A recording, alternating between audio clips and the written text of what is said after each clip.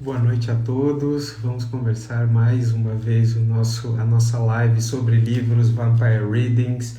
Hoje o tema é literatura russa com com Felipe Damo, que já vai entrar. Sejam todos muito bem-vindos. O tema hoje é muito interessante.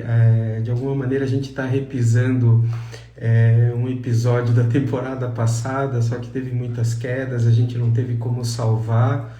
Então, só um minutinho. Vamos lá, Damo.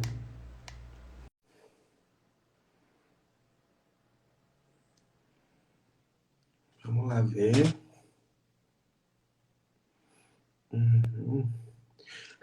E aí, Olá, Damo? Brasil. Tudo bem? Tudo bem? Boa noite, Brasil. Cara, a gente tem que pensar num bordão, né, Damo, para começar a nossa transmissão, né? Tipo, seria muito legal. Boa noite, É, Brasil! Tudo bem? Tá tranquilo tudo aqui bem. assim, Estamos tudo aí para certo? fazer. Véspera de feriado, né, Tudo Damo? certo. Beleza, teve um dia agitado também, né? Vamos ver quem que a gente pega com essa live pré-feriado, né? Vamos ver quem é que cai no nosso conto. Quem não estiver na estrada, por favor, assiste a gente aqui. Damo, hoje o nosso Fica aí, mas tema também é quem quiser assistir literatura russa. depois também. Oi?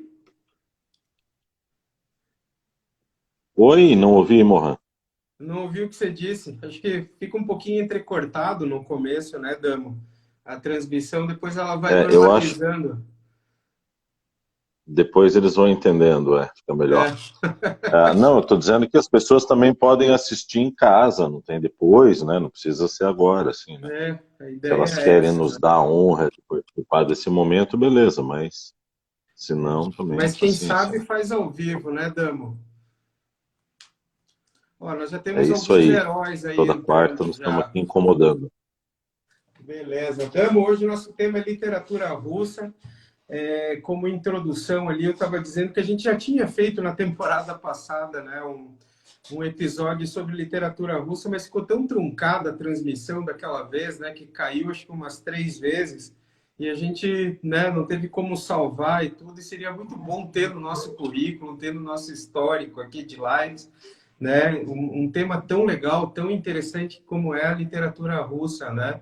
E também, assim, é meio que um tipo de introdução, né? Uma literatura que parece um pouco alienígena para a gente, né, Damo?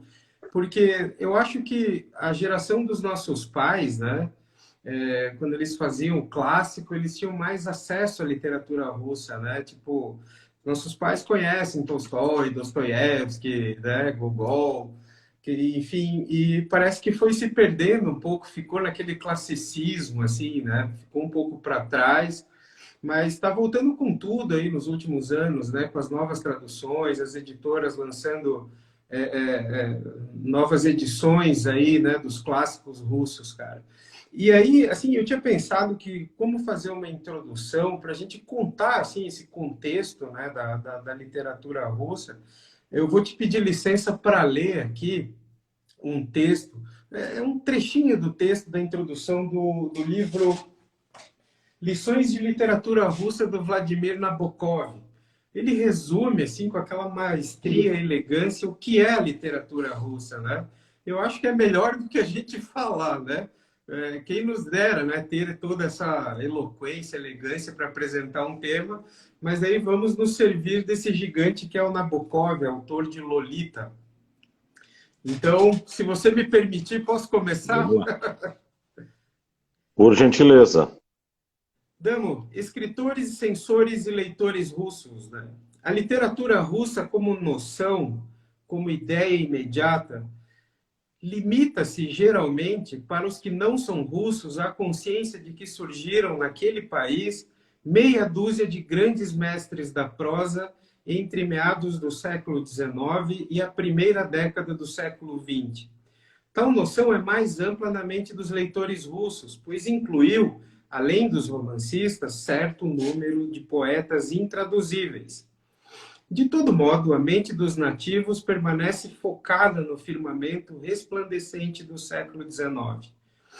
Em outras palavras, literatura russa é um evento recente, é também um evento restrito, e os estrangeiros tendem a considerá-la algo completo, algo terminado para sempre.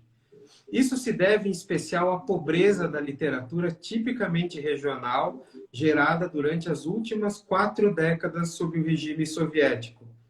Ele escreve esse livro na década de 40, quando ele era professor universitário, Damo, nos Estados Unidos já, e antes da publicação, inclusive, do clássico Lolita, né? Tem uns 15 anos antes disso. Enfim, continuando. Certa vez calculei que o que há de reconhecidamente melhor na ficção e na poesia russas produzidas desde o começo do século passado monta cerca de 23 mil páginas em caracteres normais. É evidente que nem a literatura francesa, nem a inglesa podem ser tratadas de forma tão compacta.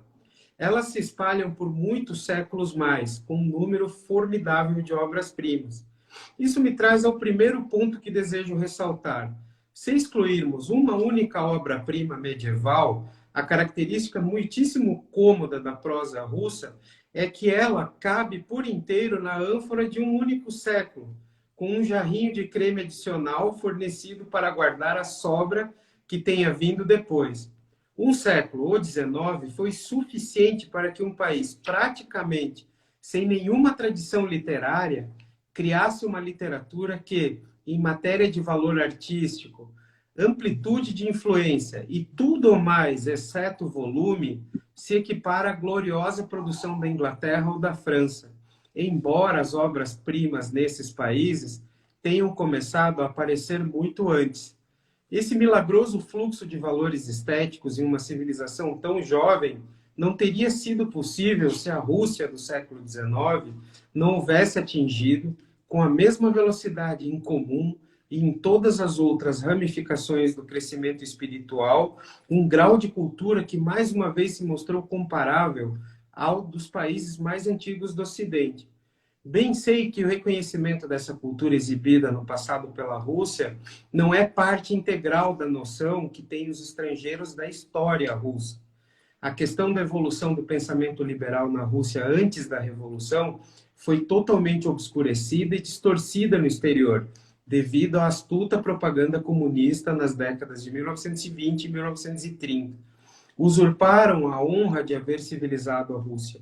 É, no entanto, também verdadeiro que nos dias de Pushkin ou Gogol, a grande maioria da nação russa permanecia exposta ao frio, sob um véu de neve que caía lentamente ao lado de fora das janelas iluminadas, em tom de âmbar, sendo este o trágico resultado do fato de que uma refinada cultura europeia havia chegado rápido demais a um país famoso por seus infortúnios, famoso pela miséria de incontáveis seres humildes. Mas essa é outra história. Ou talvez não. Né? Ao esboçar a história da literatura russa recente, ou mais precisamente ao definir as forças que lutaram para possuir a alma dos artistas, eu poderei, caso tenha sorte, me valer da profunda empatia que pertence a toda a arte autêntica, devido ao abismo que separa os seus valores eternos dos sofrimentos de um mundo turvo. Esse mundo, com efeito, não pode ser considerado, não pode ser culpado por considerar a literatura um luxo ou um brinquedo, a menos que possa ser utilizada como um guia prático para os dias atuais. Meu Deus, que apresentação, né? E é só um trechinho, Damo. É só um trechinho, né? O que aconteceu nesse século XIX para surgirem tantos mestres de uma arte tão refinada, tão incrível como é a literatura russa, Damo? Eu já refleti, acho que essa é uma grande questão da literatura, que talvez tenha várias hipóteses, mas que ainda não tem uma conclusão clara, né? A gente sempre, quando fala da Rússia, primeiro que assim, né, embora o Império Russo, como a gente imagina, assim, né, aquela diversidade de povos, né, ele vem surgir logo ali depois do Pushkin, mais para frente, né? Porque durante muito tempo eu pensava assim, eu dizia, cara, a Rússia é um mundo, né? A mãe Rússia, né? É uma coisa que tem o cazaque, tem o georgiano, tem o, o cara ali da Bessarábia, tem, enfim, tem um monte de povos ali, o armênio, e embora alguns deles, né? E aí tem uma outra coisa que assim, às vezes o cara é armênio, mas ele escreve em russo, né? Na língua russa, mesmo não falando tanto, né? Então tem essas questões da metrópole linguística, né? Da Rússia ser essa um grande guarda-chuva para esses povos, que até às vezes têm os seus dialetos, tal, mas acabam usando do russo como uma, uma língua unificadora, né, dessas nações. E só que essa união, grande união da Rússia, né, que ela é muito também próxima ali do período da união da Alemanha, enfim, tal, da Itália, das unificações, ela na verdade ela é posterior, quando ela surge já está acontecendo, né, esse boom. Então não dá para a gente acreditar isso, essa riqueza, né? Agora é espantoso, porque quando a gente fala da era de ouro, né, da literatura russa ali no século XIX, de fato foi um negócio assim fenomenal, né? Uma né? coisa, É parece que os caras interessante. acordaram. É, é interessante esse isolamento ao mesmo tempo que sempre desses livros desses escritores, né, tem sempre essa característica messiânica, né, da Rússia como líder de um novo mundo, né, como se fosse uma nação espiritual. E aí conversando assim que hoje o tema Rússia é bem comum, assim, né, tipo por causa da guerra, aquela coisa toda. Eu estava pensando que a maioria dos países, né, enfim, a Rússia tem uma característica distinta, que é a Rússia, a mãe Rússia, é uma mãe, né? É como a França também, assim, é como aquele lance das religiões, assim, que as religiões antigas, Damo, elas eram religiões onde sempre existia uma deusa mãe, né? Uma deusa protetora, que nutria, né? Que protegia, e depois com as religiões modernas, deixaram de ser religiões solares e femininas para ser uma coisa masculina e lunar, né? No Ocidente, nas civilizações ocidentais. E a Rússia, de uma forma, ela se manteve com essa pureza assim, antiga, né? Clássica, de a mãe Rússia, né, cara? O sol, essas coisas todas. Sempre me chama atenção na literatura russa e nas grandes discussões que existem sempre, mesmo num conto russo, tem uma discussão política, uma discussão social, né? Alguma ideologia, né? O niilismo, né, marxismo, todas essas coisas que vieram juntas, né, e estão sempre impregnadas ali nesses livros russos, cara. Eu sempre achei isso muito interessante e sempre achei isso extremamente atraente, assim, porque é uma forma da gente compreender o mundo não por um livro de história ou sociologia, mas por um romance, sabe? Um romance tipo Tolstói, Dostoiévski, que se discutem grandes questões e sempre eles trazem à tona essa questão do isolamento, né, cara? Dessa coisa, se eles não sabem se são asiáticos ou europeus, se são ocidentais ou são orientais. E essa mesma discussão, né, hoje vem à tona com essa questão geopolítica, né, Damo? Ou seja, o que é a Rússia hoje, né? E tem esse lance também muito interessante, que assim como o francês, o russo, né, é uma língua criada, desenvolvida por tradutores. Tanto que o alfabeto russo, cirílico, né, foi criado por um tradutor, um literato, que é o São Cirilo. Foi uma língua, foi um idioma burilado desde o começo, assim, para ter esse tipo de expressão, né? E, enfim, se explica assim o isolamento, mas a produção literária provavelmente não é tão espantosa, né? Em qualquer país existe, porém atingir esse nível gigantesco assim de qualidade, de técnica, de sensibilidade, assim é impressionante, né? Talvez uma coisa que explique, viu, Morra, assim, teve um episódio, assim, ali com Pedro Grande, que foi uma reforma, né, na língua ali, enfim. talvez isso tenha, porque o que existe pré-Pushkin, né? Vamos dizer assim, que é o que a gente pode considerar, eu acho, o pai fundador, né, da literatura, mas que era um romântico, falou, né, antes que o Nabokov também fala, né, antes da Rússia, ali na França, na Inglaterra, na Alemanha, aquilo na Itália já estava, o bicho já estava pegando há muito tempo, né? Quando surge na Rússia já está no romantismo.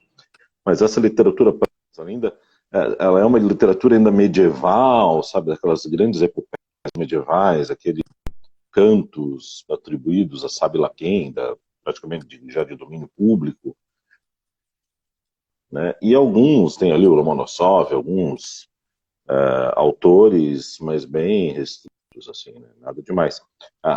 Mas que daí já surgem com essa reforma da língua.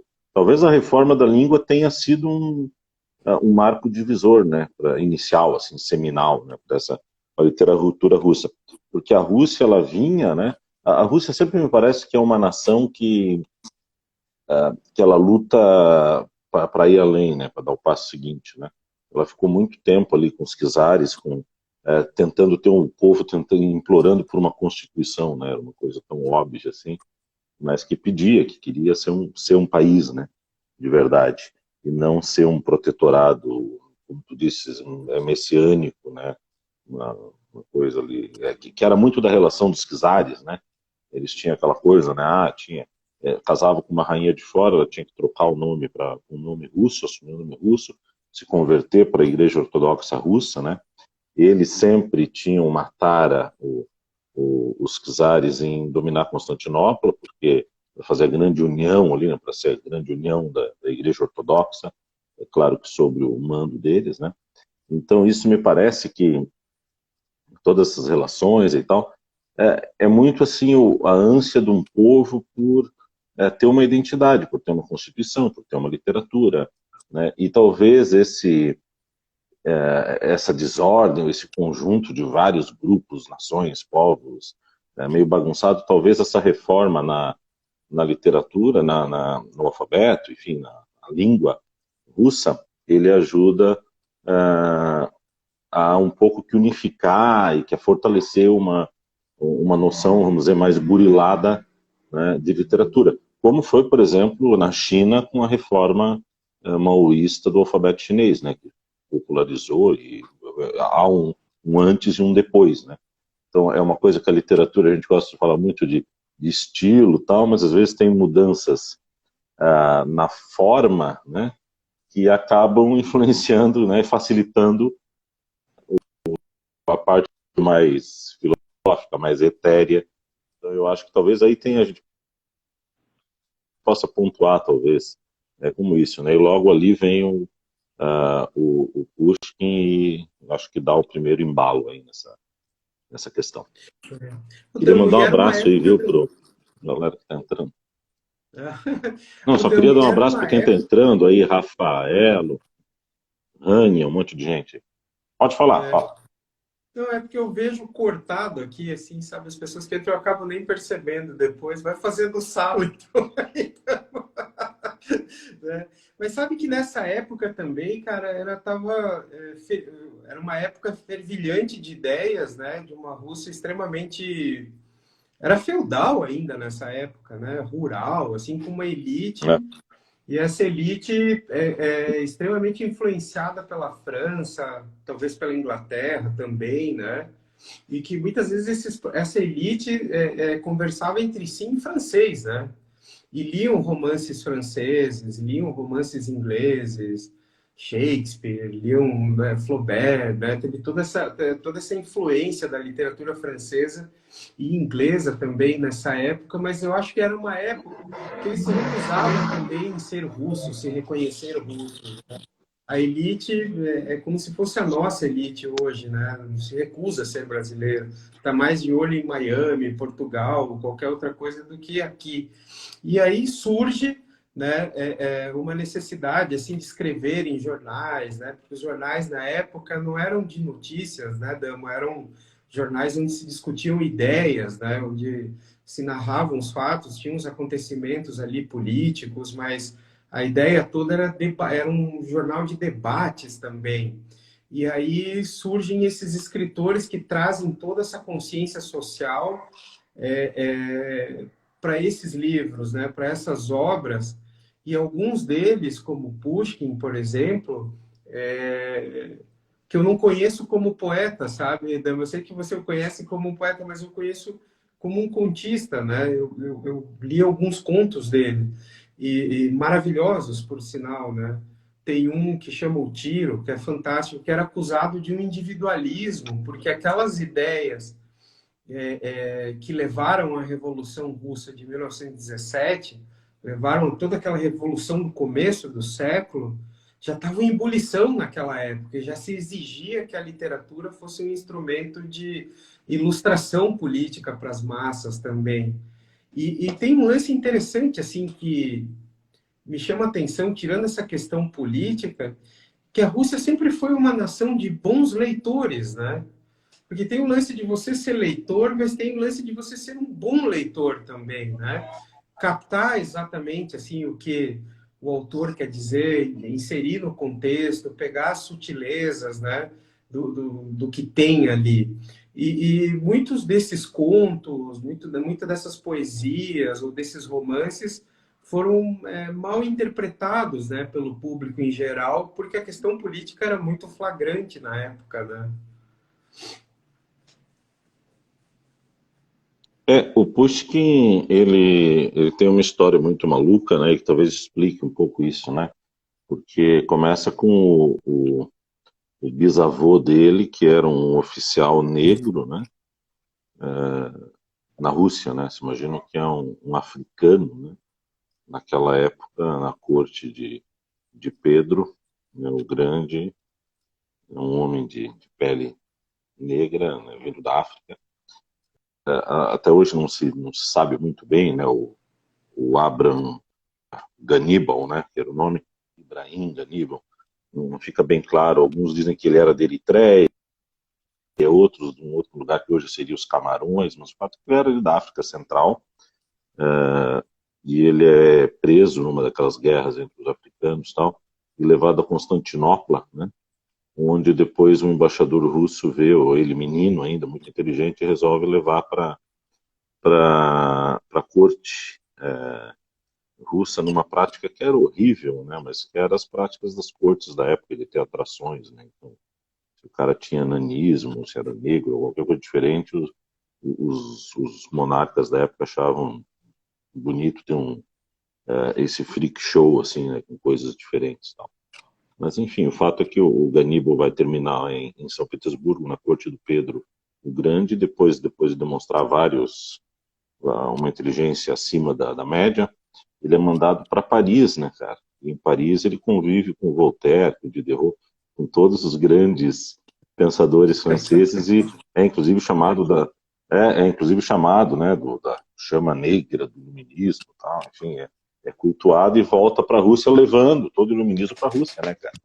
E aí acaba virando um nobre na Rússia, tal. Já era protegido de Pedro Grande, e depois vem a ser o bisavô do Pushkin, né? O Pushkin é sempre retratado de uma maneira mais moreninha, assim, né? Mas tu vê que o Pushkin vem também já, né, de uma linhagem que era extremamente culta, né? Que tinha, embora o Pushkin fosse um bagaceiro, né? Estava só de farra, né? E festa, né? Vinha de uma tradição familiar bastante erudita, assim, né? Então, daí é fácil de entender, né? Mas de onde como é que surge, assim, né? Ele em si é produto disso daí, né? Possivelmente de uma criação esmerada, né? Pena que, fruto de toda a confusão aí da vida, acabou morrendo tragicamente cedo num duelo, né? Mas é isso, era aqueles caras que vão pra balada e brigam, né? Fazem escândalo e tal. Agora, tem um outro fato do Pushkin interessante, cara, que é a relação dele com o Gogol, né? Tem vários ali, há quem diga que tanto Almas Mortas quanto o Inspetor-Geral foram... O Inspetor-Geral, né? Parece que foi a ideia foi que a ideia concebida pelo criativa foi do né? Pushkin. Ele sugeriu e aí o Gogol fez, né? Então, pensa. Era fantástico, era um cara O Pushkin era impressionante. tipo E acho. Ele era um romântico, né? Ele era tipo um Byron, assim, um russo, algo assim, não? Tipo um Goethe, assim. Eu não conheço direito a história do Pushkin, te confesso, assim, sabe? Porque para mim sempre foi difícil achar livros dele, sabe? Eu não conheço a poesia do Pushkin, assim, porque, não sei, assim, eu nunca vi livros dele, assim, disponíveis, né? Nem antigos. E eu conheço ele por contista, ele escreve um conto maravilhoso que chama O Tiro, sabe? E o Tiro narra um duelo que não acontece, mas daí tem uma história de vingança envolvida ali, que muitos anos depois dos eventos, ele conta em duas partes, assim, sabe? Né? E ele tem um personagem que ele chama de Silvio, né? Que é um grande atirador, assim, uma figura enigmática num regimento, né? E depois assim termina com uma vingança que não acontece, né? Dando spoiler.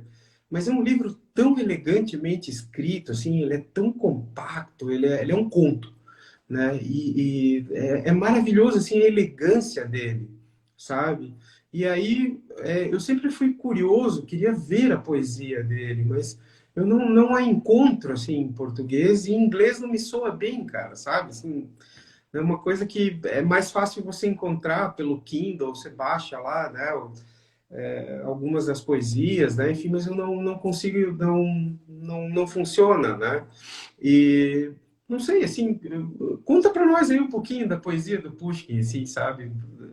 Era mesmo, assim, um romântico, É, individualista? cara, eu acho que não, sabe? O Irineu Perpétuo, no livro dele, no Como Ler os Russos, ele fala, ele começa, obviamente, né, falando ali dos pré-russos, tal, dos pré-Pushkin, e depois, ao falar do Pushkin, ele diz aquilo que nós já sabemos, que na Rússia o Pushkin acabou-se, né? Não tem mais, não tem essa discussãozinha nossa de Dostoiévski, Tolstói e tal. Lá é o Pushkin, ele é o maioral, né? É igual você for para a Inglaterra, você vai falar do Shakespeare, ou vai para a Itália, né? E tu vai falar talvez ali do Dante Alighieri, ou tu vai para a Espanha, vai falar do Cervantes. É meio que um ponto pacífico, que o Pushkin é o grande Um herói escritor literário russo, né? nacional. Isso é bem claro. O Irineu fala que no Brasil, não, no Brasil a gente, né, tá ali no Dostoiévski, o Tolstói tem torcida, né, tem um duelo, um derby ali, mas, e que a gente nem dá bola pro Pushkin. Agora, eu da poesia dele, assim, cara, a gente tem que entender que é uma poesia romântica, né? A poesia, ela é muito complicada, porque a poesia, talvez, ela, na literatura, ela é a mais conectada com... Bom, tem a crônica, obviamente, né? Que o nome já diz, né? Crônica.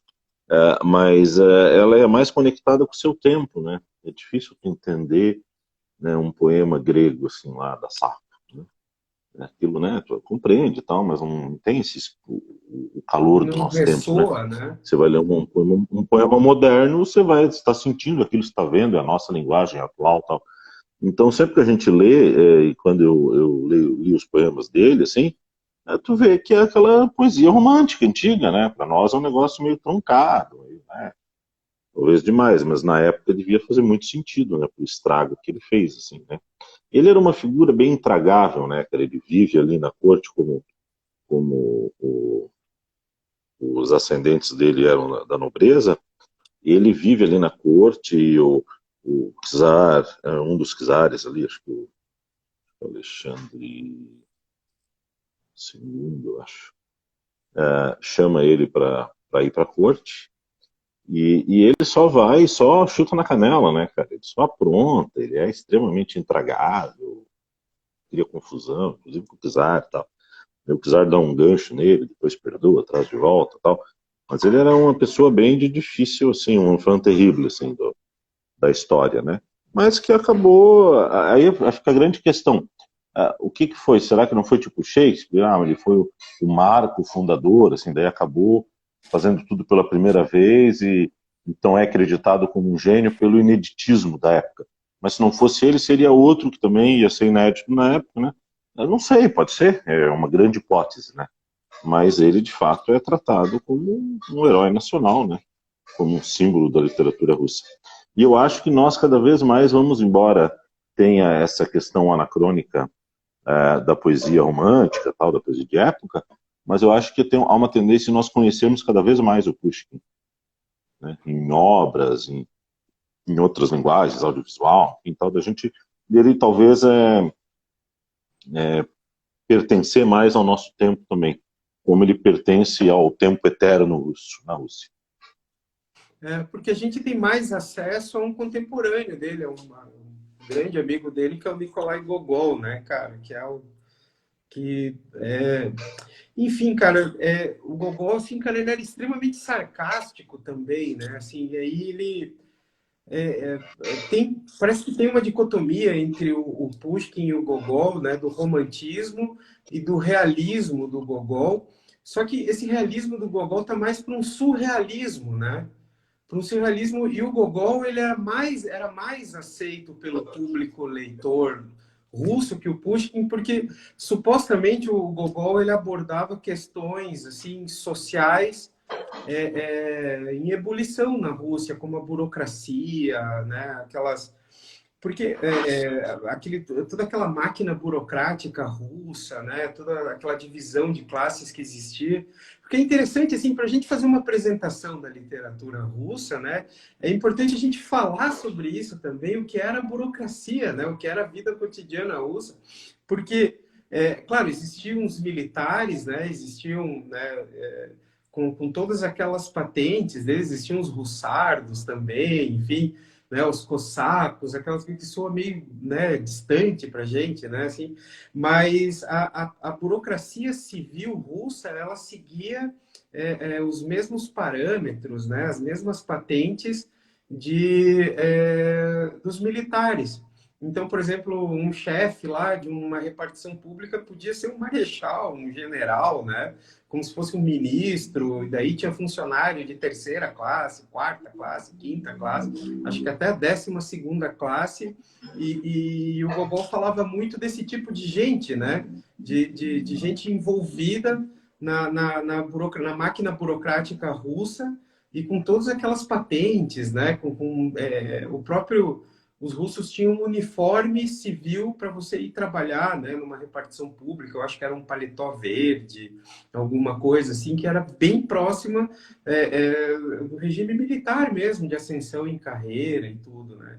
E o Gogol, ele escreve um conto maravilhoso que dizem que talvez seja o maior conto russo, que é o Capote, né? Que é interessantíssimo, porque o Capote narra a história de um funcionário de 9ª classe, se não me engano. Ele era um funcionário bem raso, assim, né? Um soldado raso da burocracia civil russa. E ele tinha um capote tão velho, assim, que ia sendo remendado e tudo. E aí diziam que ele não usava um capote, ele usava um roupão, né? Assim, que parecia um roupão o capote do cara.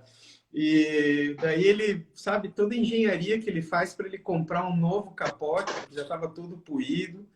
E quando ele compra, ele é convidado para uma festa, a repartição meio que faz uma festa lá para ele, para celebrar, porque ele era uma figura menor, assim, sabe? E aí o capote é roubado, cara, sabe? Tem uma circunstância lá que é roubado. E esse cara fica tão mal, tão mal, tão mal por perder o capote que ele morre, sabe? Morre de tristeza, assim, tem uma depressão, aquela coisa febril, tipicamente russa, né, cara? Aquela tragédia. E aí, assim, o público leitor, né, se dividia ali, daí tinha uns bons leitores que entendiam de outra maneira esse livro, mas a grande massa, né, que estava preocupada tão somente com questões políticas, dizia que aquilo era uma crítica social gigantesca, que ele entendia os problemas, né, da classe baixa russa, e ele era um defensor, né, com a literatura dele, quando, na verdade, era puro surrealismo, né? Ele narrava um mundo absurdo, ridículo, né? Que não tinha nem preocupação social com aquilo. A única preocupação, ao meu ver, né, é que o Gogol era surreal, o absurdo. Ele estava só interessado nisso, sabe? E é engraçado, né? Como a percepção que o público tinha dele era como um herói político literário, sabe? E não era nada disso. Mas eu acho, o Nicolai Gogol ele trabalha com vários elementos assim, né, que são importantes, né, da cultura russa. Primeiro é isso, ele trabalha o realismo com as características surreais. É um lance meio ópera bufa, assim, né, aquela coisa meio pastelona, assim, tal. E que trabalha com questões, né, satíricas, tal. É, e ele trabalha justamente isso com a burocracia, cara, que a burocracia ela começa na Rússia ali, né, logo depois que eles vencem Napoleão, tem, né, a Rússia precisa se modernizar, tal. E os czares subsequentes ali, eles criam uma máquina burocrática gigantesca, e essa máquina, ela praticamente é enraizada, né, a partir de então, e ela sobrevive até o regime soviético, né, então, quando a gente fala da burocracia soviética e tal, não é aquela soviética, aquilo já é culturalmente deles, né, É aquilo tem culturalmente 200 russo, anos. né?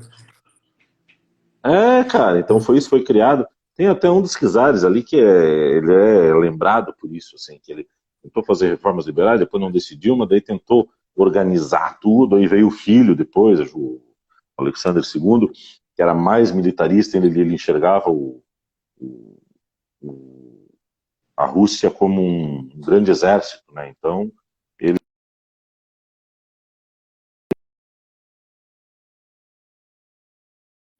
eles viam o Nicolai Gogol como isso, né? Olha, ele está vendo o que eu vejo, né? Que é essa grande estrutura e a corte com aqueles salamaleques e tal, e tudo muito distante, né, da vida do povo, né? Num país ainda onde havia os servos, né? Onde as pessoas ainda não eram totalmente libertas, né? Mas onde justamente não eram libertas porque sustentava-se com os colonos, com os agricultores,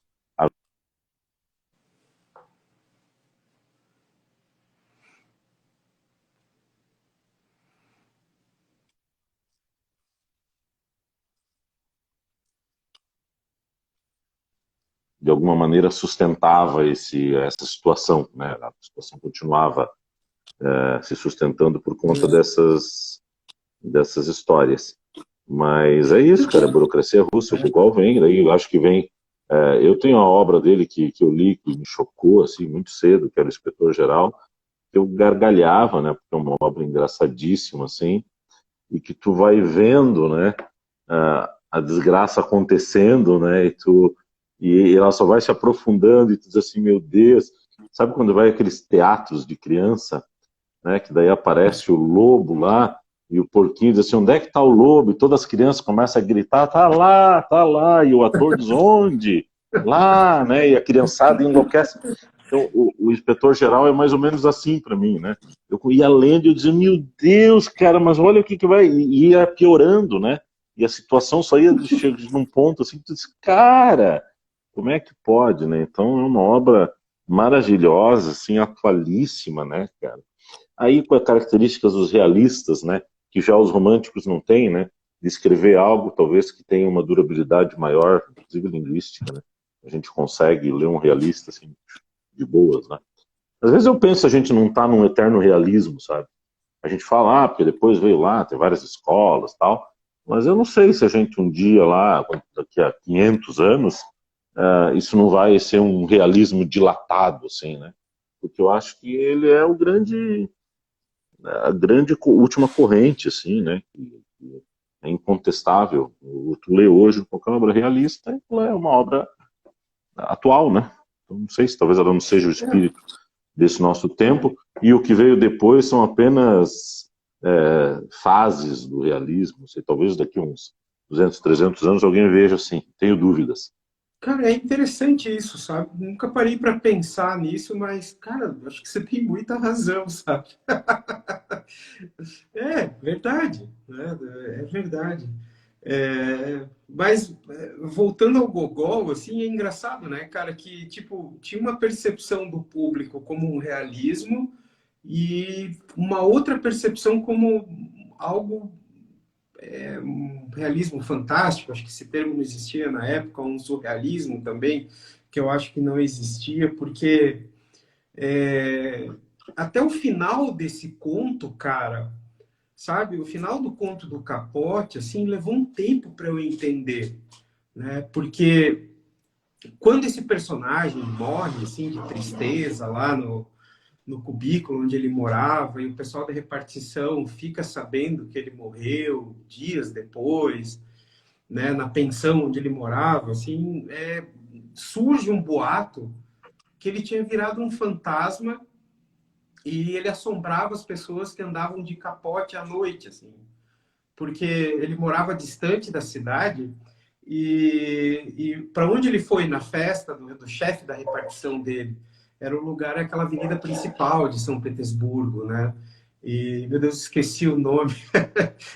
As Na avenidas... Nevsky. Nevsky, porque, perspectiva Nevsky, porque outro fato interessante, né, que nos livros russos, avenidas são chamadas de perspectivas, né? Na perspectiva Nevsky, que era... E eles nunca têm casa própria, né, cara? Eles sempre moram, o realismo tem muito isso russo, né? O cara sempre mora numa pensão, num puxadinho, num senhorio, é tudo um negócio, né, confuso, assim. Ninguém tem uma família estruturada, né, uma coisa de louco, assim. E o interessante que é bom notar que o alfaiate dele, que é um personagem bem importante nesse conto, ele não tem, assim, um comércio, ele mora numa pensão, né, e ele atende as pessoas naquela pensão, num quartinho lá, com a esposa mal-humorada, né? Então, quer dizer, é bem isso mesmo, eles nunca moram num lugar, é sempre tipo, sabe, numa jaulinha lá que eles estão. E aí ele vai nesse lugar, assim, ele tá todo super feliz de ir num lugar iluminado, ele vê vitrines, exibindo o capote dele novo, né? E aí quando ele volta para casa, ele vai, aí tem esse lance assim dele sair de um lugar super iluminado, bonito, e ir chegando num lugar cada vez mais escuro, onde não tinha óleo nas lamparinas para iluminar, e ele é assaltado por dois brutamontes lá, por um brutamonte, e pega, esse capote é meu, e tira dele, e aí ele acorda na neve porque ele apanhou, e depois ele passa dias com febre, delirando, aquela coisa toda, e aí ele morre, e aí a notícia dessa morte se espalha, né? E se cria um fantasma, né? O folclore popular ali cria um fantasma de alguém que rouba capote, né? Nas noites, nos finais de noite, nas madrugadas, assim, de São Petersburgo. E aí termina o conto, sabe? Com supostamente, assim, um roubo, assim, de um trenó, de alguém muito branco, uma aparência fantasmagórica, que tira o capote do cara na ponte Oblonsky, não sei como é que era o nome da ponte agora, e aí termina o conto. Cara, e assim, bom, terminou, beleza. Enfim, novamente a questão do bom e do mau leitor, né? O mau leitor vai achar que o cara virou um fantasma, efetivamente, e pronto, assim, termina a história daquele jeito. Porém, o bom leitor, cara, tipo, se dá conta que o tal do fantasma é o mesmo cara que roubou o capote dele. É o mesmo cara que rouba o capote, assim, então ele deve ter roubado uns 100 capotes depois ainda, sabe? E aí termina a história. É um surrealismo, assim, mas eu não sei se a gente perdeu essa sutileza, assim, ou se eu não tinha, né? Sabe lá Deus quando que eu vou adquiri-la também. Porém, é assim que termina a história, assim, com um sarcasmo gigantesco, né? Contando, assim, não parece tão legal, mas quando você lê, é chocante depois você descobrir, não, mas esse cara é o mesmo cara que roubou ele lá antes, sabe? E aí termina o conto, é muito legal isso, sabe? Muito... Eu todos acho, esses eu não sei. autores, né, têm em comum isso, esse sarcasmo, né? Assim, né? Uma coisa assim, alguns mais refinados, outros mais escrachados, mas esse sarcasmo está sempre presente na literatura russa e por isso que eu acho maravilhoso. Eu acho que é uma maneira também de defesa da dureza da vida, né? Disso, assim. Acho que porque eu falei, eles moravam ali sempre em pensões e tal. Não, claro que na literatura russa vai ter ali, você vai pegar o Tolstói e outros autores ali que vão mostrar, não, né? As dátias, enfim, as casas de campo, as grandes propriedades e tal. Mas os autores que falavam da vida cotidiana, né? A vida era essa, né? Que era essa coisa mambembe, que eu também acho que tinha a ver com essa questão São Petersburgo, Moscou, vai para lá, vem para cá, tinha muita gente sempre em trânsito, né? E era uma vida dura, difícil, né? Entre guerras, eu acho que o sarcasmo, a ironia, essa comédia fina aí era a forma como eles reagiam de alguma maneira para todas essas desgraças da vida do povo, Eu né? acho que Agora eu acho, eu não sei. Almas Mortas do Gogol é isso aí, né? Assim, cara, daí me parece que daí já é. O que você acha? Que é um realismo, assim, que é uma crítica social, ou já é mais um surrealismo também, assim, a evolução, uma variação do tema, cara? Eu acho, Porque não, eu acho que ele já está um pouco mais amargo, né? Mas eu acho que o Gogol, cara, nessa, em que pese que a Almas Mortas também teve muitas idas e vindas, e queima, e joga fora, e reescreve, e nunca fica pronto, enfim. Eu acho que o Gogol, nessa fase, ele já está justamente preparando o terreno, né, para os grandes realistas russos, né? Eu acho que ele tem muito a ver, assim. Eu acho até que não vamos tirar do Pushkin todo esse brilhantismo inicial aí, mas eu acho que o grande pai aí dessa idade de ouro, né, é o Gogol, porque eu acho que ele que faz essa ponte, né, de introdução depois para Dostoiévski, para Tolstói, né? Ele que meio que abre assim esse, né, que vai lá e dá aquela primeira roçada para o resto da galera vir, né? Ele já está bem maduro quando eles chegam assim, né? Eu vejo dessa maneira, acho que o Gogol tem essa, além de ser um realista maravilhoso, assim, um grandíssimo escritor, né? E é reverenciado até hoje, né? Um nome reconhecido aí na literatura, né? Não precisa de muito esforço para ser conhecido. Mas eu acho que ele tem, além da boa caneta, ele tem esse mérito que às vezes não é muito falado, assim, de ser o grande pai do realismo russo, o grande pai da Era de Ouro, né? Ele é o primeiro cara que entra ali e abre essa estradinha para a galera passar depois, né? é. E, cara, é interessante assim que os temas russos são sempre tão universais, assim, mas eu acho que talvez para quem não é iniciado na literatura russa, existam alguns bloqueios. Quais eu identifico? Assim, primeiro é o estranhamento que a cultura, a sociedade russa, a cultura russa causa na gente num primeiro momento, assim, né? Quando eu converso com as pessoas, às vezes elas dizem que acham difícil, porque eu recomendo para todo mundo, me recomenda um livro, pô, leia Ana Karenina, sabe? A gente vai chegar lá, leia Ana Karenina, depois a gente conversa, né? Tu falou Poliana, eu pensei que você ia recomendar o Poliana lá da Eleanor Porter. Você falou Poliana Karenina. Deu até Não, um negócio. eu recomendo Ana Karenina. E assim, cara, esse lance, assim, você não acha que... Eu lembro, assim, do Dostoiévski, eu não sei onde que eu li alguma coisa, dizendo que ele foi muito influenciado pelo Cervantes, pelo Dom Quixote.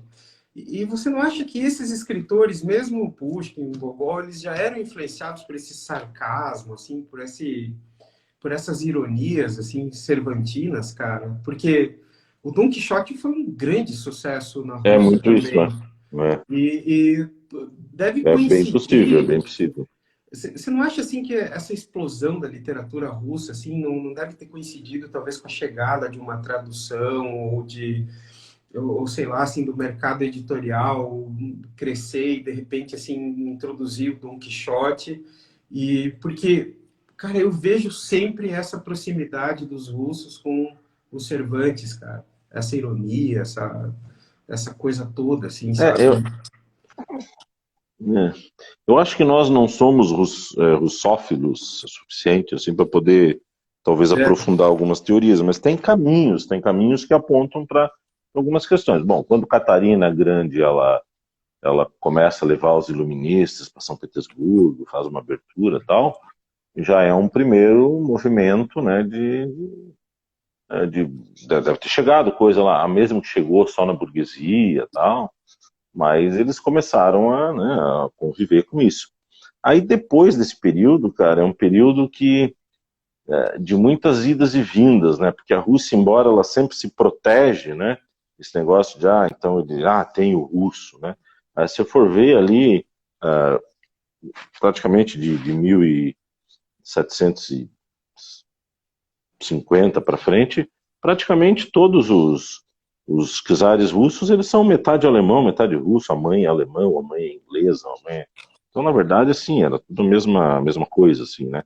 Só que eles tinham muito isso da defesa da Rússia como algo de identidade, né? Então tinha que falar russo, tinha que se converter para a Igreja Ortodoxa Russa. Era como uma forma de defesa, de não se curvar, vamos dizer, ao Ocidente, né? A Europa ocidental.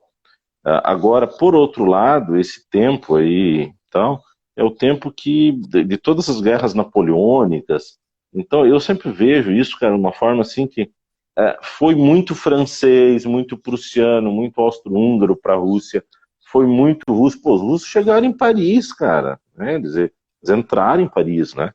Marcharam em Paris. Uhum. Então, eu acho que eram muitas idas e vindas. E nessas idas e vindas, eu acredito que teve uma popularização maior da literatura universal. Assim. Pode Porque ser. daí uma coisa é assim, não, a Catarina Grande lá era amiga dos filósofos franceses tal, e aí tinha uma relação lá da corte. Beleza, e o povo, o bulhufas, não estava nem aí. Agora, outra coisa, assim, é o exército passando, indo e vindo, e vai o teu para lá, vai o do outro para ti. E esses movimentos aí, eu acho que isso era mais sentido, né?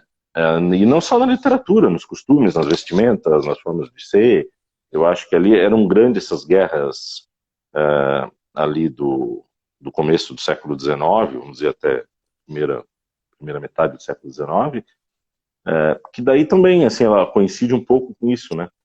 Foi muito um movimento de muita ida e vinda, né? O Napoleão foi lá, né, cara? O Napoleão foi, ele não levou só o estilo, ele levou, vamos dizer assim, tudo que o republicanismo, né, francês tal, representava, né? Ele levou as instituições, né, revolucionárias, ele levou a cultura francesa, né? Então eu acho que isso tudo deve ter influenciado de alguma maneira o povo mais comum, né? E de alguma maneira criou um mercado para esse tipo de coisa. Acho esse talvez seja um dos elementos possíveis da gente entender um pouco, inclusive, essa explosão, né, da literatura russa, né, mas já em diálogo É. com essa.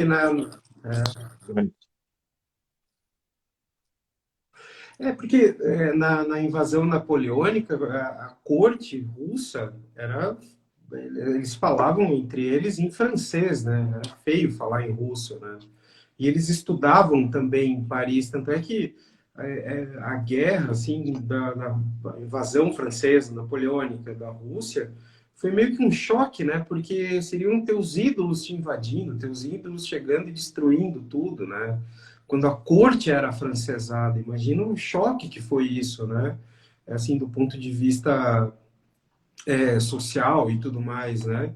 E, enfim, assim, no Guerra e Paz, acho que o Tolstói fala bastante disso, né? Da corte francesa, de um personagem que chega, conclui seus estudos na França, né? Logo no começo da guerra, enfim. Mas a questão toda, assim, dos temas universais russos, né? Tirando essa questão do Dom Quixote, do Cervantes, é que para o leitor também que não é iniciado na literatura russa, tem uma série de coisas que são muito difíceis de compreender num primeiro momento, né? Que talvez sejam orientais demais para a gente, né? Uma seriam aquelas medidas que eles falam, né? Por exemplo, que você está lendo lá um conto, uma história de guerra, guerra e paz, aí ele fala, avançaram não sei quantas verstas, né? Tipo, mede não sei quanto Vrishok, né? Como é que chama aquilo? Vrishok, que são, acho que é quase 5 centímetros, né? Uma versta é um pouquinho mais que 1 quilômetro. E as pessoas acham difíceis de entender isso, porque eu acho assim que gente da nossa geração, né, Dama, a gente foi criado a consultar o dicionário quando a gente não sabia das coisas, né? A gente, procura, ninguém respondia pra gente, os nossos pais, pai, mãe, o que é tal coisa? Procura lá no dicionário, sabe? Tipo, todo pai fazia isso, mãe, né, Adamo? Na nossa época, professor e tudo. E eu não sei, assim, parece que se perdeu esse costume hoje. Basta você digitar no Google ali que você já acha tudo, né? Então, quer dizer assim, pode ser um grande desafio para o leitor, assim, que não está habituado. E depois Tem aquele lance da burocracia russa, que às vezes você vê a pessoa falando, por exemplo, que o cara é um general, mas ele trabalha numa repartição, num departamento, num ministério do interior, de agricultura, alguma coisa assim, sabe? O cara é um general, né? Usa as dragonas de general, com uniforme civil e tal. Né? Outra coisa também que eu acho interessante, assim, é a questão dos nomes, né? Os nomes, quando eu indico livros russos, assim, as pessoas, mas eu acho difícil entender os nomes, né? E naquela nossa malfadada live que não ficou registrada, né, a gente conversa sobre a questão dos nomes russos, que é muito interessante, assim, saber a respeito. Por exemplo, e é engraçado como é próximo, por exemplo, o jeito como eles se chamam na Rússia é bem próximo dos árabes, né? Porque meu nome é Mohammad Galeb Birani. Então, Mohammad é meu nome, meu patronímico é Galeb, né? Meu sobrenome Birani. Né? Então, todo filho de árabe, né? Ele leva o nome do pai, né? Tem o nome dele, o nome do pai. Então, as pessoas vão me tratar assim como, tipo, Mohammad Galeb, né? Mohamed, filho do Galeb. E os russos são iguaizinhos nisso, né? Então, por exemplo, tem o russo, por exemplo, Ana Karenina, lá o nome, por exemplo, começa o livro com um cara que chama Stepan Arkadievich Oblonsky. Então, o nome dele é Stepan, o patronímico Pai dele é era o... Arkadievich, filho de Arkady, né? E aí, a irmã dele, que ele está recebendo, né, na estação de trem lá de São Petersburgo, é Ana Arkadievna Karenina. Então, ela é Ana, filha de Arkady, Arkadievna, né, Karenina. Por que Karenina? Porque ela é casada com um cara que chama Alexei Karenin. Então, ela passa a ser Karenina. O nome dela, de solteira, era Ana É Arkadievna flexionado, né? Oblonskaya. Oblonskaya. Então, o irmão dela é Stepan Arkadievich Oblonsky, ela era Ana Arkadievna Oblonskaya. E ela era uma princesa. Ela era uma princesa. Princesa Ana Arkadievna Oblonskaya. E aí é interessante, assim, que a gente nunca sabe, assim, porque esses títulos, e daí tem o amante dela é o Conde Alexei, não sei das quantas, acho que era Dmitrievich, agora eu não lembro, Vronsky. Ele era um conde. Daí, ou seja, existia a nobreza mesmo, aquela turma lá do sangue azul, e existia uma nobreza das famílias ricas ou famílias antigas, né? Ou as famílias proprietárias de terra, ou famílias antigas, ou pessoas que se distinguiram, né, na guerra e recebiam títulos de nobreza para isso. Então, quer dizer assim, ela era uma princesa russa, né? E aí tem isso aí, eu chamo minha filhinha Lara de princesa russa, sabe, cara? Mas não é da nobreza, assim, era um título, né? Era como se fosse uma meritocracia, existiam Tipo os príncipes italianos, assim, né? Que tem principados de é, quanto é buraco. então tinha a família real russa, né? E tinha os príncipes, as princesas, os condes, os barões, assim. E os títulos não eram semelhantes aos títulos da nobreza europeia também, assim, porque eu acho que um conde era equivalente a um duque, porque o pai do Vronsky, eu acho que se distinguiu na guerra, nessa guerra contra a Turquia, eu acho que era, e aí ele ganha do czar o título conde, né? E aí transmite para o filho. Né? E princesa, provavelmente, porque o pai dela, né, era um príncipe, e esse príncipe deveria ser um grande proprietário de terras, assim, sabe? De uma família antiga. E aí eles vão... Isso é bem interessante porque parece assim que é um grande muro assim que você bate quando você começa a ler esses livros, né? Primeiro essa questão do nome patronímico, sobrenome, né? Que eu acho que ficou mais ou menos claro, né? Mas já é um começo, né? E depois tem a forma como eles se tratam, né, Damo? Que é super legal isso, né? Porque, por exemplo, assim, o Stepan Arkadievich, né, ele é quando você é íntimo dele, você o trata por Stepan Arkadyevitch. Então, quando ele chega na repartição dele para trabalhar, os funcionários de classes menores, né, porque ele era um autodignatário, né, da burocracia russa, o tratavam os funcionários abaixo dele, ou tratavam de excelência, né, ou assim, conversando, tipo, eu e você conversando aqui, é Stepan Arkadyevitch, né? Enfim, do Crime e Castigo, Rodion Romanovich, Romanovich, né? Assim, é o jeito íntimo de se tratar entre amigos, né? Na família, daí já tem o diminutivo, né? Já tem o diminutivo, que daí o Stepan Arkadyevitch passa a ser estiva na família. Estiva, assim. Então, quer dizer, estiva. Aí tem Maria Alexandrovna, que é Maria, né? Maria Alexandrovna, ela é Masha, né?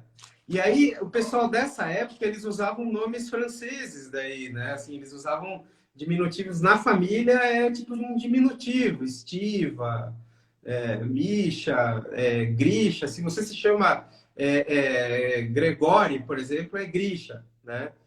Mikhail, Misha, né? Na família. Por exemplo, e o Stepan Arkadyevitch Oblonsky e o conde Alexei Vronsky, eles serviram no mesmo regimento, né, no exército. Então, eles se tratavam pelo sobrenome. Então, tem um momento lá do livro, assim, que quando a Ana Karenina chega e o Oblonsky está buscando ela lá na carruagem, tudo, ele fala, Oblonsky! Então, eles se tratam pelo sobrenome porque eles serviram no mesmo regimento, sabe? Então, eles são companheiros de exército, de serviço militar ou para colegas antigos de escola, sabe? Quando eles se tratam pelo sobrenome. E aí tem uma outra categoria, que é o jeito como alguém, um dignatário, ou, por exemplo, o dono da casa, trata os seus funcionários, né? Que daí eles já têm nomes diferentes daí, né? Daí é Matviei, né? Por exemplo, se a Ana é Anushka, sabe? Aí eles vão, tipo, é diferente, assim, sabe? É tipo, né? Anushka, Mariushka, enfim, Machushka, aí são para os... Tinha uma relação de poder com os nomes, né? De cima para baixo, daí o jeito como eles se tratam, como, por exemplo, um cara como Oblonsky trata o valete dele, por exemplo, assim, sabe? É muito legal isso. E a gente vai pegando, assim, quando a gente coloca, assim, talvez fica mais claro, né? Mas é legal isso, assim, porque tem todo esse formalismo deles se tratarem. Sim, sim. Tem um rito, né? Tem um rito. Tem. Acho Tem que isso é normas importante. sociais. Tem um protocolo, né? Uhum. E Não, aí, é por isso. exemplo, assim... Só que eu acho assim, Mohan, eu acho que hoje em dia os livros atuais de russo, quase todos eles começam com uma nota explicativa sobre os nomes, né? Os antigos não. Os antigos você que lute, né? Mas os atuais, eles quase todos vêm na página, no frontispício ali, uma explicação de como que o tradutor resolveu usar, se ele vai usar Alexandre ou Alexander, né? E aí acho que a literatura russa já está meio com essa vacina. Os livros mais atuais, todos eles já vêm com esse encarte aí, preparatório. É ótimo, né? Mas é só um exemplo agora, só, por exemplo, como se a gente se tratasse em família. Se você fosse o Grigori, eu te chamaria de Grisha. Ah, Grisha. Mas se você fosse, por exemplo, um valete, um cavalariço, eu te chamaria de Grishenka. Tipo assim, é legal pegar essas variantes dos nomes russos, assim, é muito interessante, muito legal. E, cara, literatura é pra gente aprender também, né? Pra gente conhecer uma outra cultura, né? Tipo, pra gente ver como são outras pessoas. Mas sempre me chamou a atenção como somos próximos dos árabes, como os russos são próximos dos árabes, né? Até, inclusive, nas festas ali que são narradas em todos esses livros, esses encontros sociais, eles dançam a mazurca, né? Que é tipo... as festas começam com uma valsa, né? Tem 4, 5 valsas aí que eles dançam assim para o cara que está de olho na menina ali, na condessa, na princesa, não sei o que, dançarem juntos. Aí entra o mestre Simões e fala, não, agora é a hora da mazurca. E a mazurca é uma quadrilha, né? Onde eles dançam juntos, tem uns movimentos assim coreografados, né? Que daí é muito parecido assim com uma festa árabe, que numa festa árabe se dança dapki, cara. tipo assim, um dá a mão pro outro, eles começam a dançar, daí tem os movimentos, é todo ritmado, assim, é como se fosse assim, como se formasse uma egrégora no negócio, sabe? Essa é a típica festa russa, mesmo as festas inclusive, da elite, né? Que tinha valsa, mazurca, que a mazurca é tipo uma quadrilha também, né? Tem uma quadrilha também, onde se dançam, ou seja, é a valsa, a mazurca e a quadrilha, porque daí esses os casais, assim, aí eles se reaproximam, né? Na quadrilha. E aí você vê que festa junina se dança o quê? Se dança quadrilha, né? Acho que deve ser uma reminiscência daquela época, assim, né? Do século XIX, do que, por exemplo, um mineiro, um paulista, assim, via, assim, as notícias de uma festa elegante, uma festa chique, eles faziam igual, só que era tipo um pastiche, né? Alguma coisa assim. Possivelmente era isso. Mas acho que o Império Russo ali, que ele sempre tocou, né? O Império Otomano, né?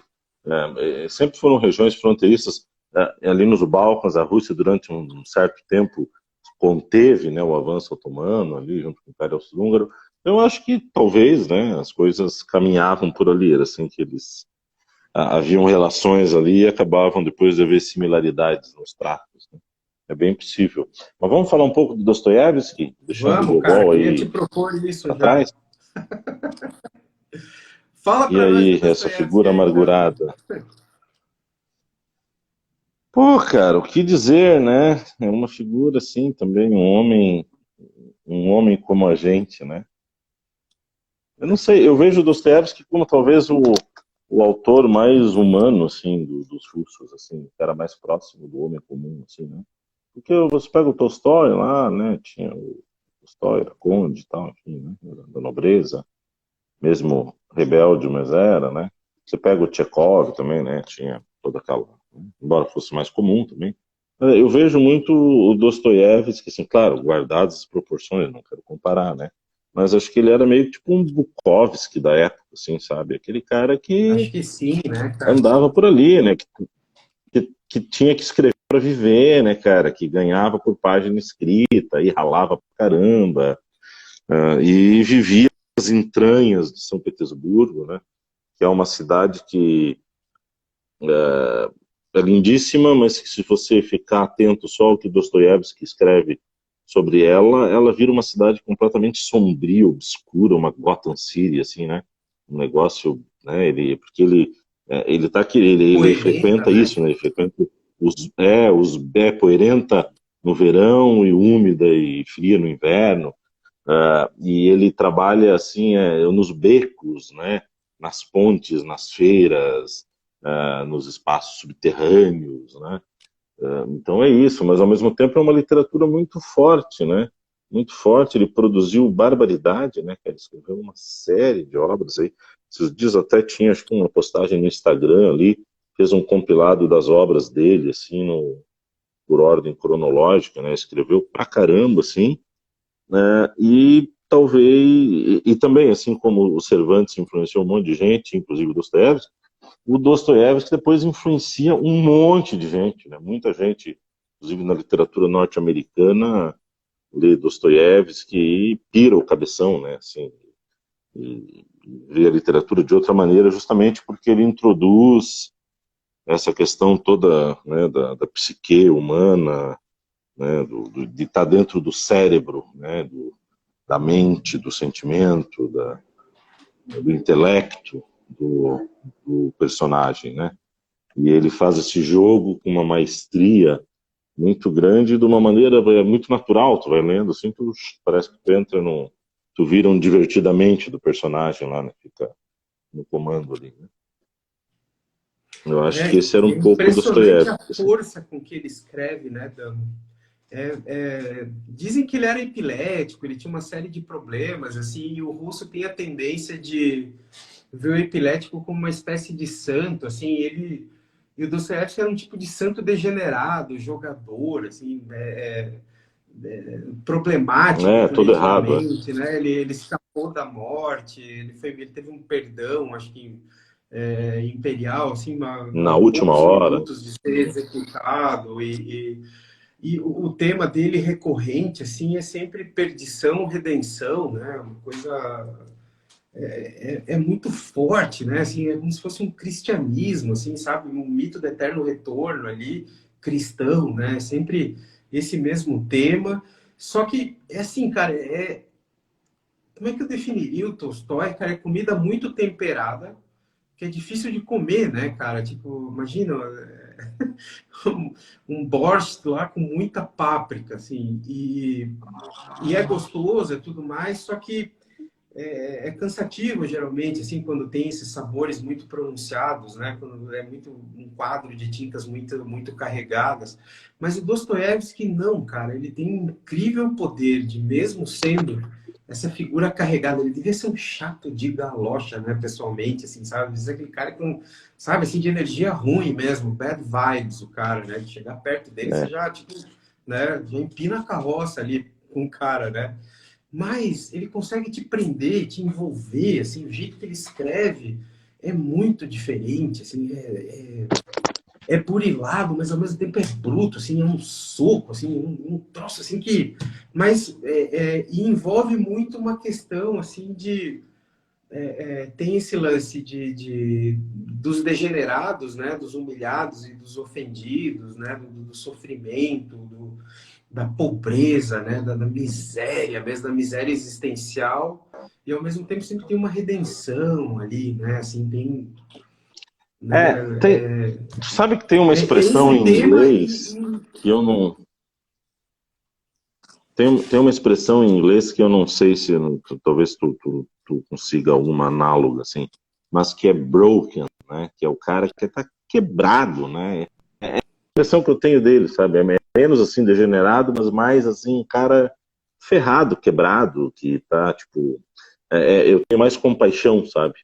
O Pushkin não, o Pushkin eu acho que devia ser uma sarna, assim, né? Um saci.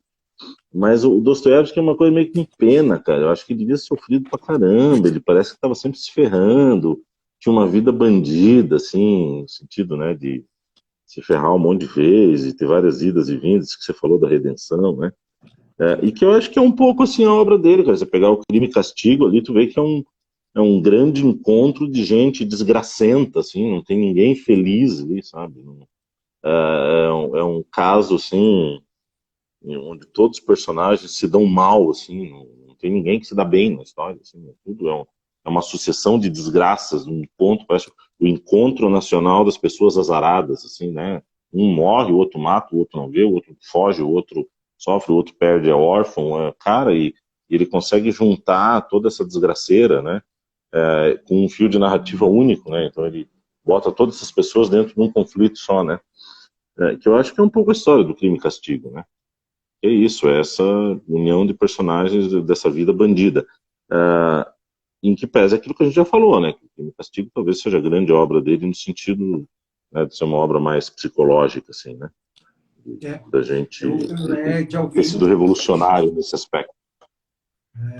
Porque o Crime e Castigo, né, para quem não sabe, enfim, conta a história de um estudante de direito pobre, muito pobre, mas que é influenciado por ideias assim muito megalomaníacas. Não, megalomaníaca não é o termo, né, Damo? Não é assim, são, acho que grandiloquentes, né?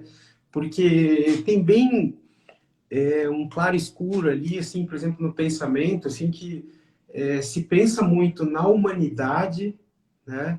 Na humanidade com H maiúsculo, assim, na Rússia, né? Na mãe Rússia, na missão de salvar o mundo, da civilização, mas ao mesmo tempo não se tolera o humano, o homem, né? Então, quer dizer assim, tem lá os grandes ideais para a humanidade, mas não sabe conviver com o homem, né? Com a mesquinharia, com as dificuldades, né? Com a brutalidade, assim, com o embrutecimento, né? A bestialidade da pobreza extrema.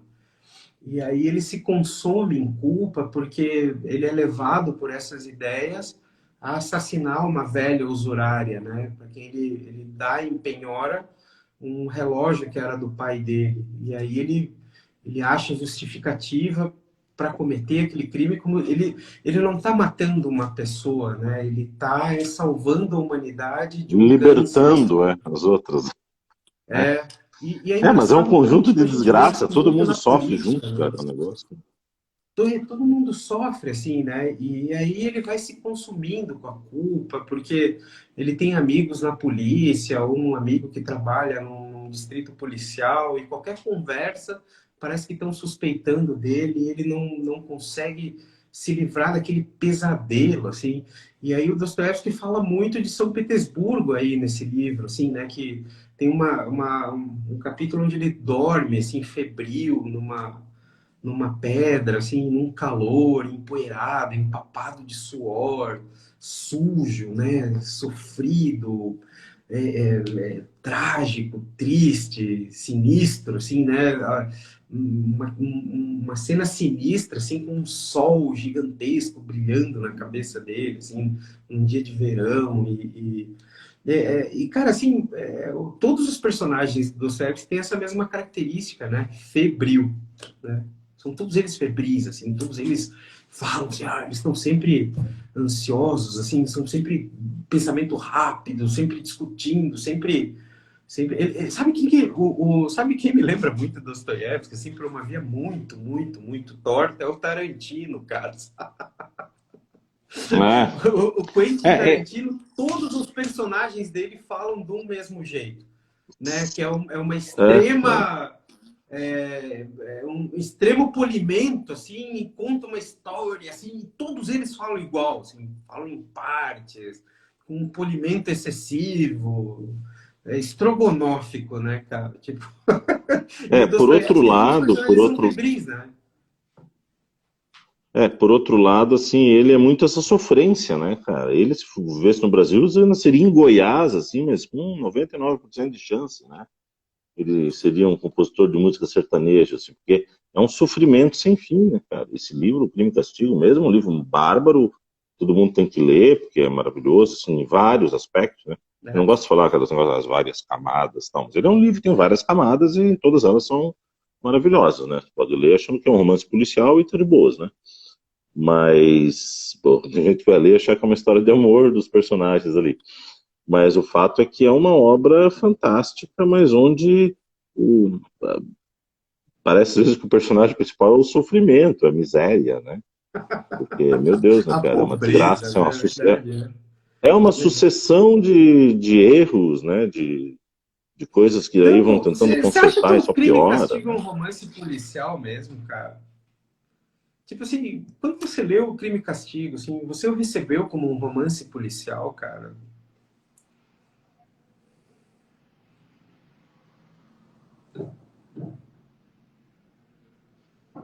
Oi, cortou, Morra. Ah, cortou. Não, eu estava te Eu não ouvi a perguntando assim, pergunta. se quando você leu o Crime e Castigo, você o recebeu, você o percebeu, o aprendeu como um romance policial, cara? E isso é uma coisa que eu sempre me interessa perguntar, assim.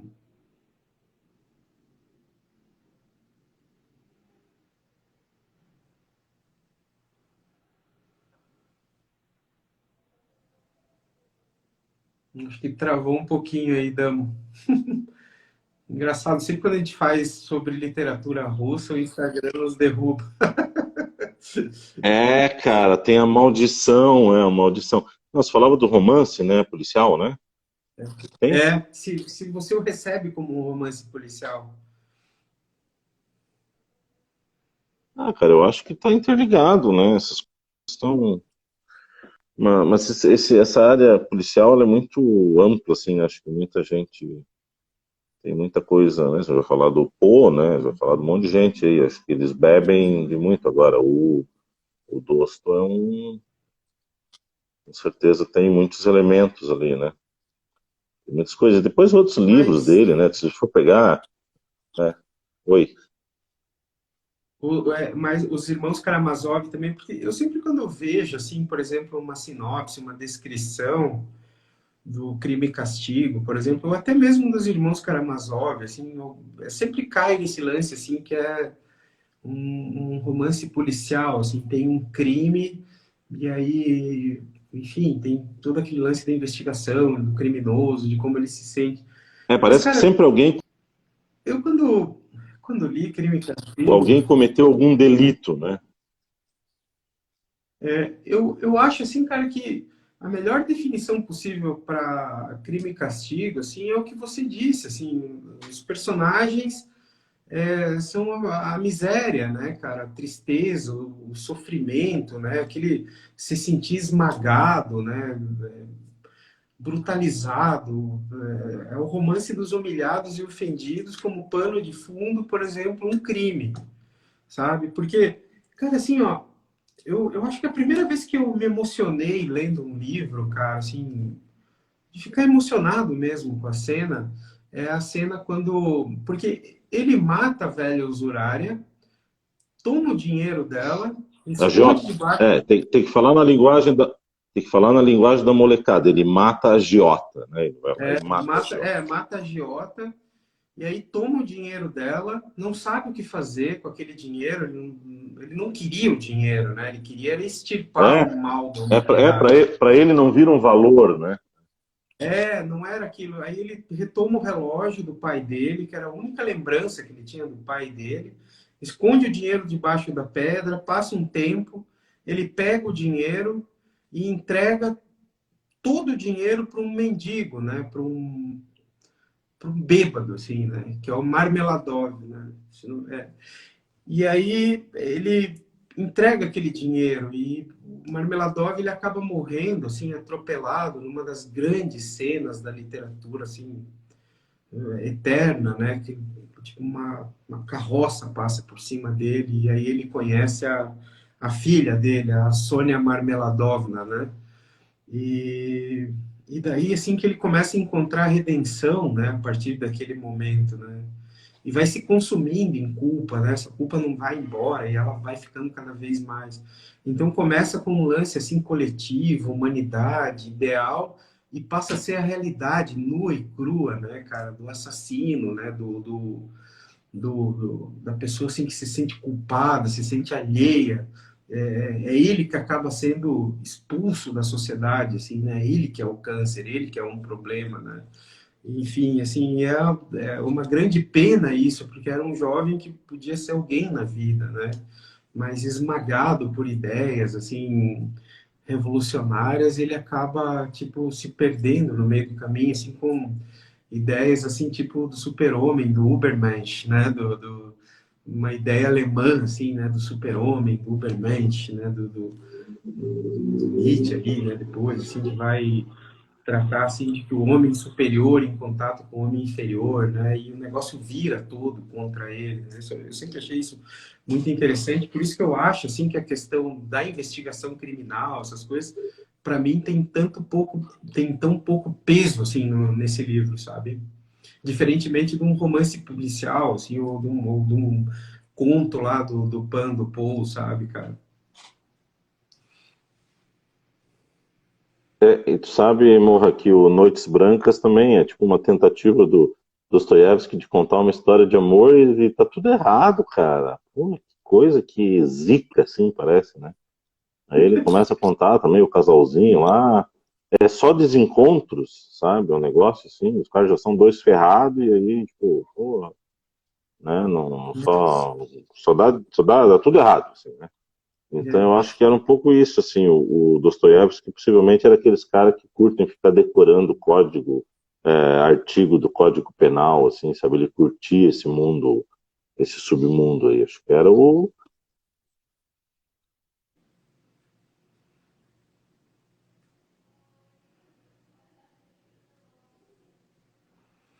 Então, acho que está travando um pouquinho aqui. É a famosa zica da literatura russa do Instagram nosso. Vamos ver aqui. Pessoal, só um minutinho, nos desculpem, internet, não sei, assim. Geralmente funciona bem nossas lives, mas quando a gente se propõe a fazer literatura russa, é essa confusão aqui. Ah, o Damo caiu. Só um minutinho, pessoal.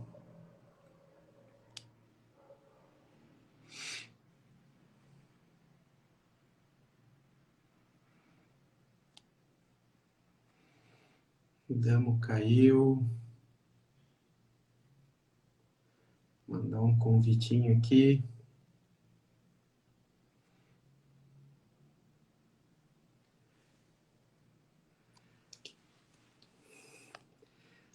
Pessoal, aproveitar esse momento aqui que o Damo caiu para agradecer a companhia de todos vocês. Muito obrigado. Deixa eu ver aqui, Kalina Visca, que sempre está com a gente aqui. Muito obrigado. Alexandre, Viviane, Ariel, Terezinha Damo, Daiane, Ana Garlet. Ai, obrigado.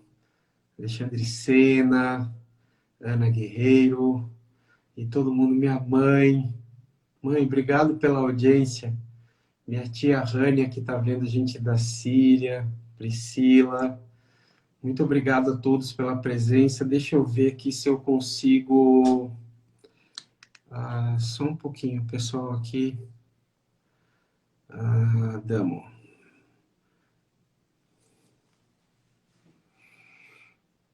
Pessoal, eu acho que eu vou encerrar essa live aqui. Vamos ver o que aconteceu e a gente volta. Prometemos aqui que vamos voltar para encerrar esse tema, que a gente tinha se proposto a fazer a primeira parte sobre a literatura russa. Falamos até agora de Pushkin, Gogol e Dostoiévski, falta ainda toda uma turma aí, a gente pretendia encerrar com Tolstói. Mas eu vou encerrar a live e depois eu vou voltar com o Damo. Muito obrigado a todos mesmo pela participação.